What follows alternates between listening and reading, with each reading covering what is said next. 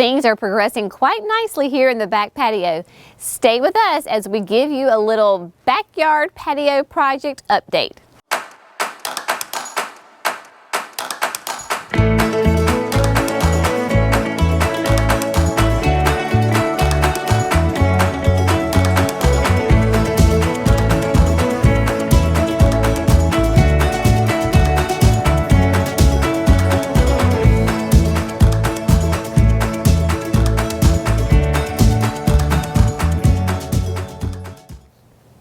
Hello friends, welcome to Gardening with Creekside. I am Jenny and here we are yet again in the backyard patio, and we have got some fantastic updates to bring you. Some progress has been made and it feels like we can actually start to see some of the bones come together in this patio. One thing that you can see behind me, we're still not there, but y'all know us, it's just right? We're doing one thing after another. This is in our spare time, but we can finally see kind of the formation of the steps and how they are coming together.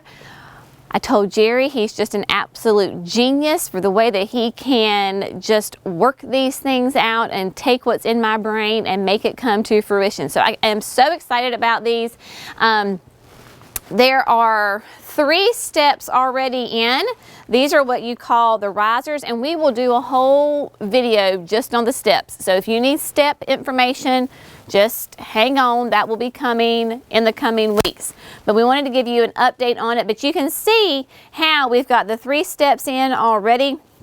We're definitely going to have 4, maybe even a flat step up at the top. We can't quite figure that out yet. But you can see they have a nice arch to them. They are just so pretty. You will notice also that we have these black wires coming out on each of the steps. That is, we went ahead and laid the electrical wire down there because we will have some step underlighting or underlighting underneath the steps. I'll get it right here in a minute. So we went ahead and made sure that those wires were there, so it makes it really easy to get those wired as soon as they go in. We're going to have, of course, they have that curve to them. There will be these blocks that will be on the edge. I'll bring them to you. Jerry, what do we call these? The coping. This is the coping. So you see it has a nice round edge. These will hang over the steps a little bit. Jerry will determine exactly how much, but say that it hangs over like this much, so those lights go right underneath there, so it is hidden. So these are 12 inches long. Obviously our steps are a lot deeper than that. We'll have those running straight across, so you have this nice beveled edge on the edge of the step, and then behind that we'll have the pavers, the patio pavers, cut to fill in the gaps behind there. So that kind of gives you an idea of how everything is going to look. Again, we're really excited.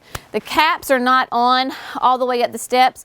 We'll have these flat pieces. Of course, we'll have them cut and they will go up, so it has that nice finished look to it.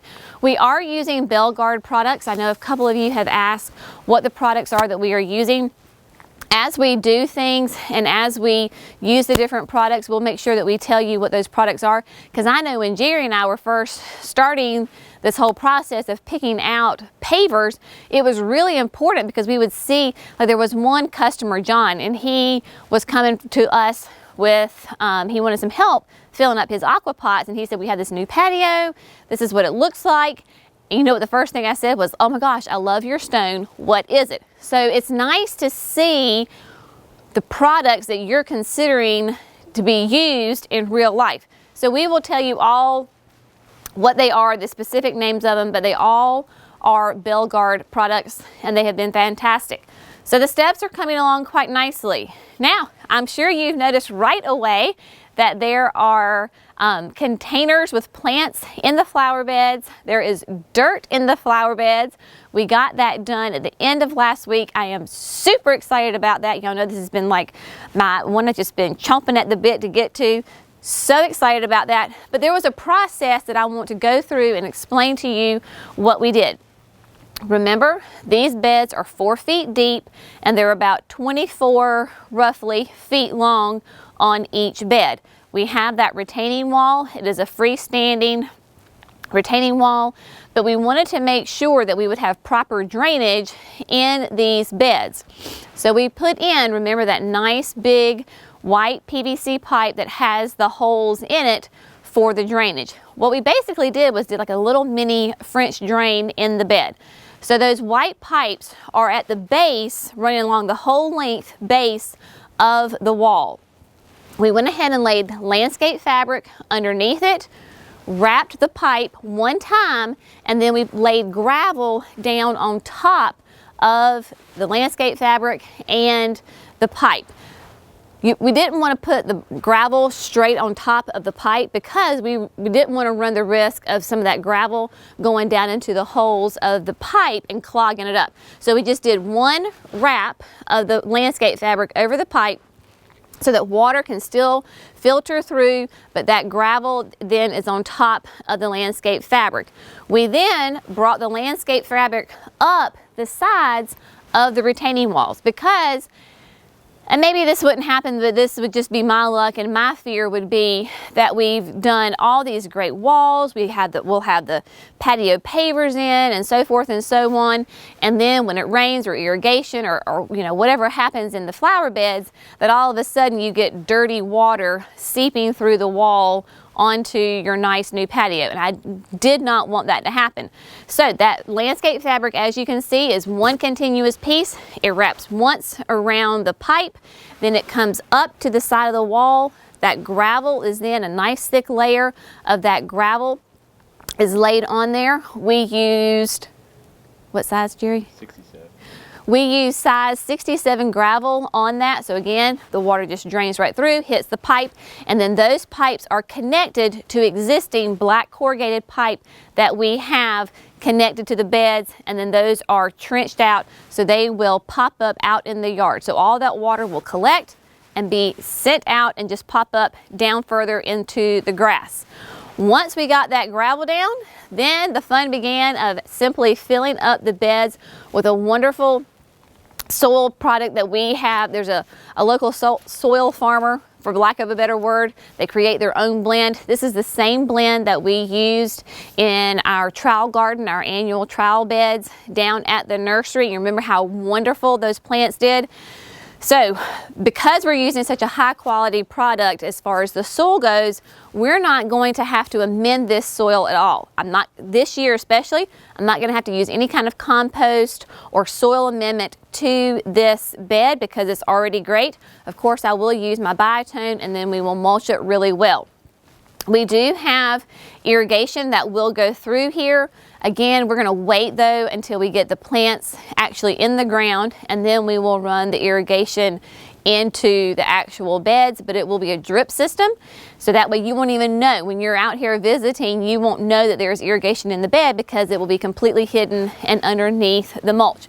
But the infrastructure is there and ready to go at any moment's notice. In fact, if you can see over here, this black pipe, it looks like a big old black snake going up, and then you can see it kind of coiled over there.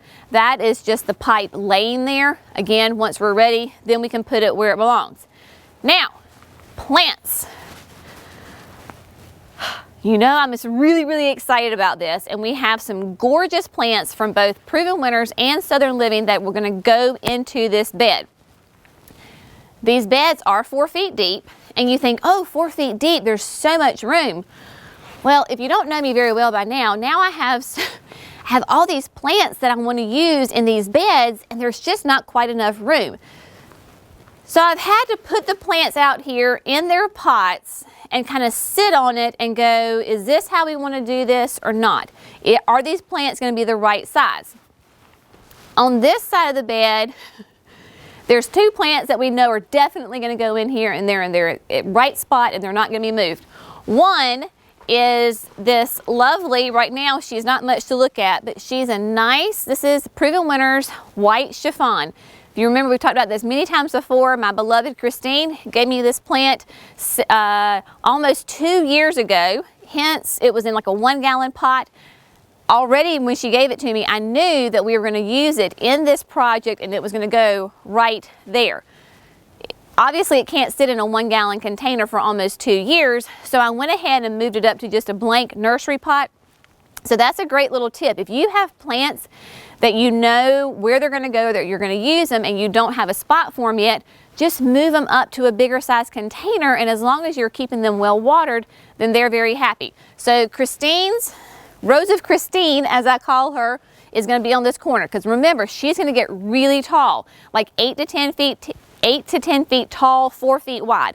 So she will fill up this entire corner right here, kind of hide the downspout, and kind of give a blanket, you know, like a little privacy screen to going back around there. So she is definitely going there. Then the other one, though, that I know is definitely going to be here on each of the corners of the steps are these fantastic gardenias from Southern Living. These are brand new. These are columnar gardenias. They're not really wide. They're definitely more tall than they are wide. It is Diamond Spire. It's going to be 3 to 4 feet tall and only 2 feet wide. So I've got one on this side and one on this side. So these will kind of be like my columns right here to really signify the entrance of the steps. That's what I know is definitely going to go in this bed. I have 3 bride camellias from Southern Living, and then I also have 3 more of their new, a different type of gardenia. And Jerry and I have gone back and forth on this, and I don't think they're going to go in this exact spot. Because, as remember, we just did a camellia video, and I told you, when you're planting your camellias, make sure that that is exactly where you want them to go, because they're going to be there for a long time. Bride is going to be about 4 to 5 feet tall and about 3 feet wide. Part of me thinks that she would do fantastic here and she would be gorgeous, but planting a camellia, if we ever needed to get them out of this space, it would be really hard, and I'm just not sure that I want to commit them to this space. I think I want to put them out in the landscape within this patio area, but that they can just grow and be happy, and that we don't have to worry about it, are they going to get too big? Same thing with the gardenias. I think I'm going to move them just a little bit outside, not in these patio beds, but just in the surrounding areas. So this is still kind of my issue bed where I'm not exactly sure. I know that I definitely want to do some David Alston roses, and I really, in my mind, this is where I want to have them, is really up close so that we can smell them, we can see them during those summer months when we are out here. So I think probably where the camellias are, I will do David Alston roses, and where the gardenias are, I will do Proven Winners Sprinter boxwoods, because over here, I do like how this bed has come together. I do have 3 of the Sprinter boxwoods. I'm going to line them up in front of each of the white columns. The Sprinter boxwoods will be 2 to 4 feet tall and wide, but they are boxwoods, so you can trim them really easy, keep them the size that you want. So I've got the Sprinters in front of each. They will be perfectly lined up in front of each of the columns. Then between them, in the center of that space, are these gorgeous, gorgeous, gorgeous camellias from Southern Living. This is that brand new one. It is the white Shishi camellia. This is really unique, one, because she's gorgeous. I mean, she's just that pure white double bloom, absolutely exquisite, but she is shorter. She is only like 3 feet tall. I don't have the exact measurements in front of me, like 3 feet tall, but 4 feet wide. I like the idea of having them here. We have gorgeous color all throughout the fall. So the plan is that they will stay here. Those 3 will be here. Now, in the meantime, obviously the shrubs take, it takes some time, a couple of years for them to reach their mature size, especially the camellias. I still have a lot of empty space in there, and oh, don't you know, I have lots of plans for those, because when we talked about tulips and using the tulip bulbs, I plan come February, after my tulips have chilled for an appropriate 10 weeks, I will come and I am just going to fill these beds down here below with those tulips. I believe I have 1 white tulip and 2 different shades of a pale pink tulip.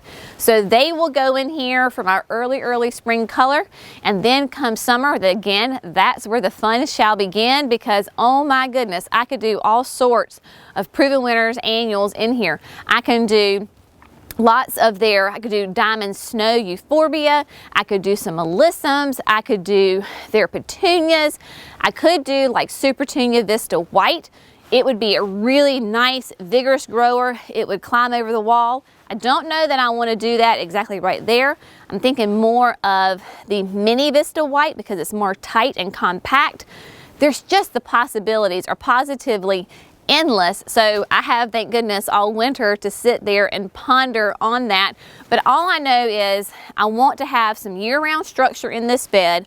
I want my bloom colors to be in those lighter shades, whites, pale pinks, pale yellows. Because we are going to be sitting out here, especially in the summer, it's going to be late afternoon into the night because this space really bakes and it's really hot during the summer. So we won't be sitting out here during the day. And then of course, come this time of year when it's fall and it's really cool, we can sit out here and have surrounded by still evergreens in the wintertime, be around the fire pit and everything like that, and just be surrounded by some beautiful things. Lots of things are still going on. We have got to do, obviously we've got to finish up the steps. Again, we will do a whole video simply on the steps, and then we will do a whole video on planting, how I plant, exactly what I'm going to plant, their placement, setting up the irrigation, all of that good stuff. We will make sure to keep you updated on that. But we thought that maybe it would be fun for you to see exactly how the patio is coming along. We're moving there in the right direction. So what we had the steps as far as to go next would be, one, the steps, finish these beds, and then we're going to be able to come out here and we're going to put the fire pit in first, and then we can go ahead and start laying pavers down, and we will just go from there. Of course, as you know, this is a big project and we're just working on it as we have some free time. Hopefully now with the holidays coming up and things are slowing down at the nursery just because of the season, we will have a little bit more time to be out here to get rocking and rolling. But these steps have definitely been a challenge and have sucked up a lot of our time, but we are so close to getting them done. I cannot wait to see them all finished. Hopefully that has answer some of your questions about the patio and things that are going on. Of course, we'll keep you updated on every step as we go along. As always, thank you so much for gardening with Creekside. Y'all have a great day. We'll see you in the next video. Bye, friends.